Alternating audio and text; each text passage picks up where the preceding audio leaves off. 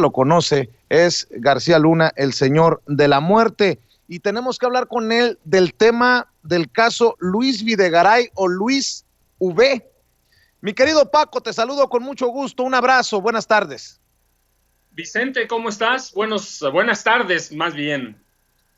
Oye, mi querido Paco, pues Luis Videgaray estaría enfrentando una orden de aprehensión. No queda claro si el juez la echó para atrás por una irregularidad. Dice el presidente que sí, que en efecto el juez la había negado. Después sale la fiscalía a decir que no.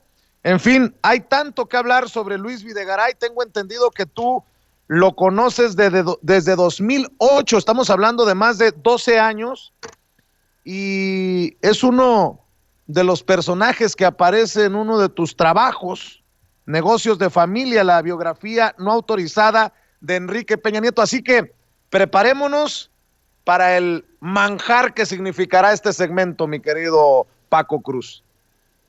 Vicente, pues mira, qué noticias, ¿no? Una orden de captura o acusaciones más bien por cohecho, financiamiento ilegal a campañas políticas y traición a la patria.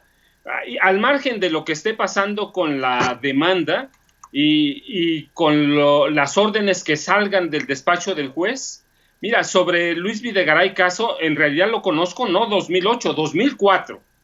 Para ser preciso, desde 2004, y es protagonista en dos de mis libros, en Negocios de Familia y en los Golden Boys, que es el equipo cercano a Enrique Peña Nieto antes de que llegara a la presidencia de la República.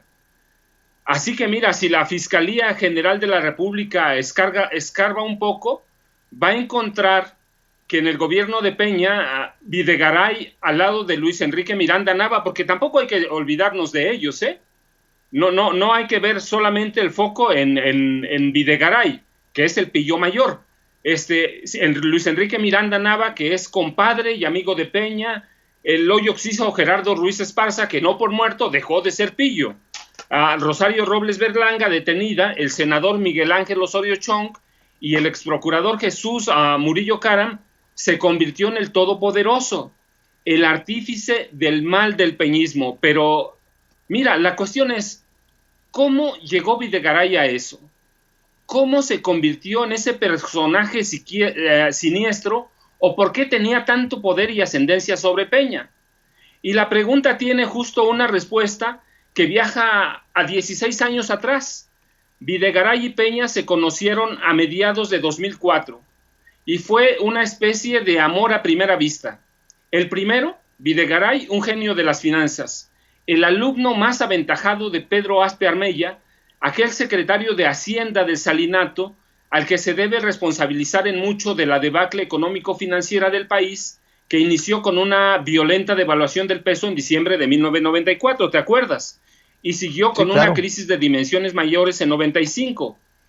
Pero bueno, la del millonario Aspe, el mago de las finanzas de Carlos Salinas, es otra historia. Ahora, el personaje es Videgaray, que llega a Peña a través de Protego, una firma especializada fundada por Aspe en consultoría a los gobiernos de los estados para adquirir, negociar y renegociar deuda,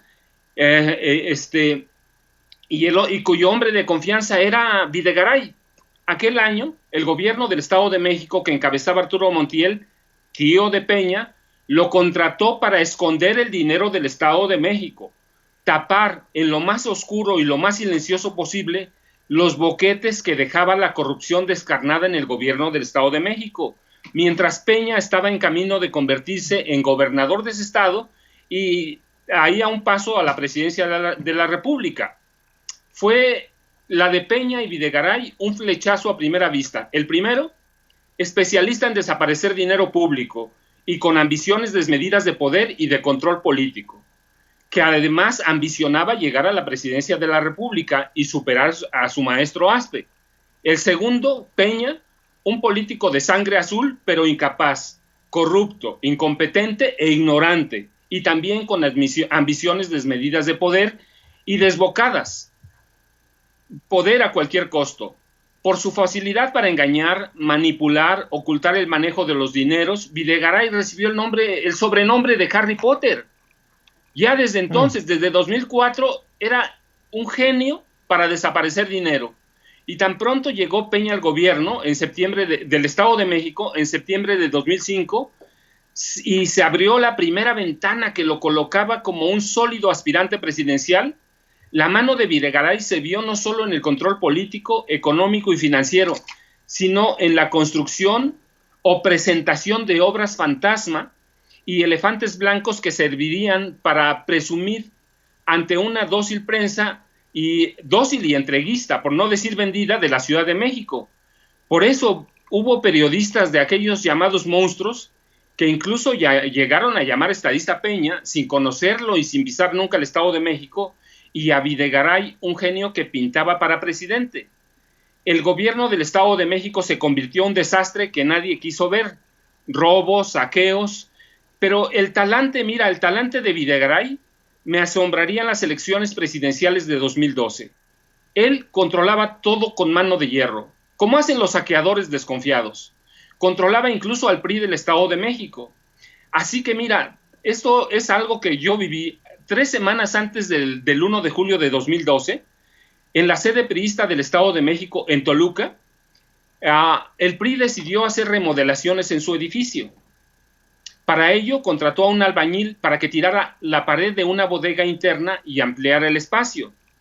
Ese hombre había trabajado anteriormente para los priistas, pero esta vez era distinto.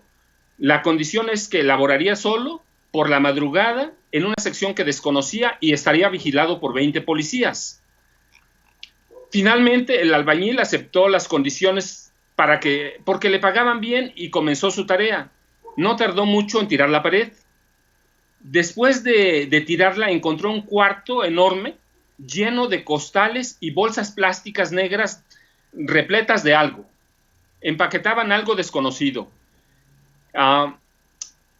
El escombro había caído cerca de algunas de ellas y le impedían trabajar adecuadamente, por lo que decidió quitarlas y reacomodarlas en otro lugar. Pero algunas bolsas se rompieron y el contenido se desbordó y dejó boquiabierto al albañil.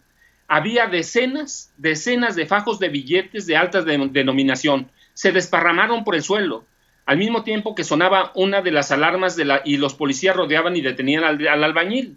El dinero, después se descubrió que eran decenas de bolsas, era dinero sucio para financiar las campañas políticas de los priistas, incluida la de Peña Nieto. Luego vendría la triangulación de recursos, movimiento a través de empresas como Monex, vendría la corrupción de Odebrecht, y ese es el talante de Videgaray. Antes de llegar a la presidencia acompañando a Peña, fue el artífice para saquear a través de fideicomisos, que se te hace la palabra conocida, y endeudar al Estado de México.